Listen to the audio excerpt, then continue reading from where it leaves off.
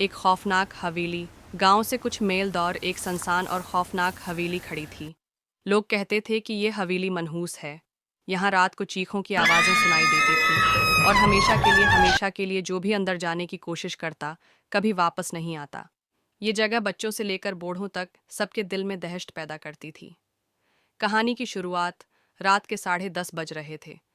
चार दोस्त रोहत, समरण, आरो और नीना किसी काम से गांव आए थे। बातों बातों में हवेली का जिक्र आ गया। आरो ने कहा, क्या वाकई कोई हवेली इतनी डरावनी हो सकती है? मुझे तो ये सब कहानियां लगती हैं। समरण ने मजाक में कहा, अगर हिम्मत है तो चलो आज रात उस हवेली का राज जानते हैं। नीना थोड़ी घबराई हुई थी, लेकिन उसने दोस्तों का साथ देने का फैसला किया। रात के करीब 11 बजे चारों दोस्त टारच और थोड़ा खाने पीने का सामान लेकर हवेली की तरफ रवाना हुए। हवेली तक जाने का रास्ता कच्चा था, जिसके दोनों तरफ लंबे लंबे दरख्त खड़े थे। हवा में अजीब सी खनक थी और दरख्तों की सरसराहट जैसे कोई कहानी सुना रही हो। कुछ देर बाद वो इस खौफनाक हवेली के सामने खड़े थे। वो हवेली है पुराने ज़माने की लग रही थी। खिड़कियों के शीशे टूटे हुए थे, दीवारों पर काई लगी हुई थी और दरवाजे पर लोहे की जंग आलूद जंजीर लटक रही थी। क्या वाकई अंदर जाना ठीक होगा? नीना ने डरते हुए पूछा। हम 4 लोग हैं, डरने की कोई बात नहीं, रुवहत ने कहा और जंजीर हटाकर दरवाज़ा खोल दिया। अंदर जाते ही उनको एक अजीब सी ठंडक हो गई महसूस हुई।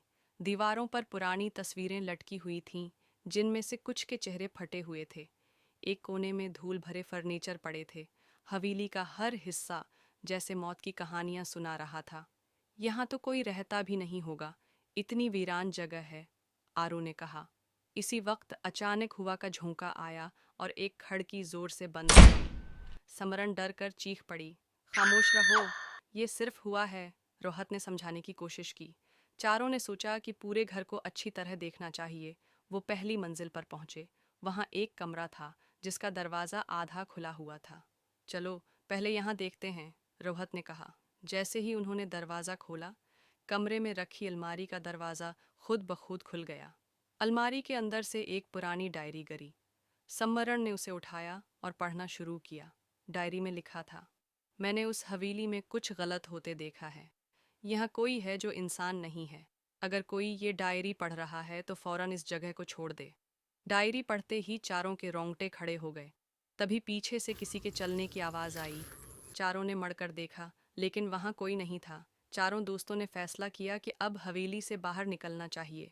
जैसे ही वो नीचे जाने लगे, एक दरवाज़ा ज़ोर से बंद हो गया। ये क्या था? नीना तकरीबन रोते हुए बोली, शायद किसी ने ही नहीं हो सकता है। हमें यहाँ आने की इजाज़त नहीं है, समरण ने घबराते हुए कहा। इसी वक्त एक साया दीवार पर नजर आया। वो धीरे धीरे उनकी तरफ बढ़ रहा था। चारों ने डर के मारे दौड़ लगा दी और सीढ़ियों से नीचे की तरफ भागे। लेकिन हवेली का मेन दरवाज़ा बंद हो चुका था। आरू ने जोर लगाकर दरवाज़ा खोलने की कोशिश की, लेकिन वो हल भी नहीं रहा था। तभी एक औरत की चीख हुई। हवेली में गूंजा। काला लिबास पहने औरत सीढ़ियों के ऊपर खड़ी थी।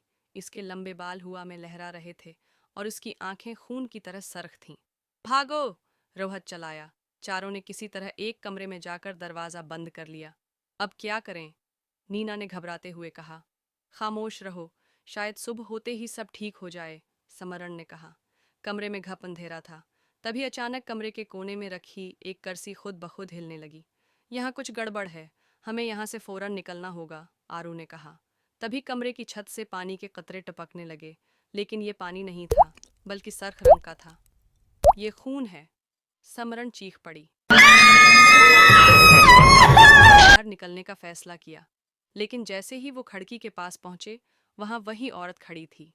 इसने अपने हाथ फैलाए और हवा में तैरने लगी। तुम लोग यहाँ क्यों आए? इसकी आवाज़ गूंज रही थी। रोहत ने हिम्मत करके कहा, हम यहाँ कुछ गलत करने नहीं आए, हमें जाने दो। औरत ने जोर से हंसते हुए कहा, ये हवेली अब तुम्हारी कब्र बनेगी। तभी आरू को याद आया कि डायरी में लिखा था कि इस रूह से नजात हासिल करने के लिए उसकी पुरानी चीज़ों को जलाना होगा। उन्होंने फौरन नीचे जाकर डायरी और हवेली में रखी पुरानी चीज़ों को इकट्ठा किया और आग लगा दी। जैसे ही आग लगी, हवेली में गूंजती चीखें और तेज़ हो गईं। औरत ने ज़ोर से चीखते हुए कहा, तुमने मुझे ख़त्म हो गई कर दिया, लेकिन ये जगह हमेशा मनहूस रहेगी। सुबह होते ही चारों दोस्तों ने खुद को हवेली के बाहर पाया। हवेली अब खंडर में तब्दील हो चुकी थी। हम जिंदा हैं, नैना ने सुकून का सांस लेते हुए कहा। लेकिन इस जगह का राज हमेशा कायम रहेगा, रोहत ने कहा। चारों ने कसम खाई कि वो इस तजर्बे के बारे में कभी किसी को नहीं बताएंगे, लेकिन वो रात हमेशा उनकी यादों में जिंदा रही।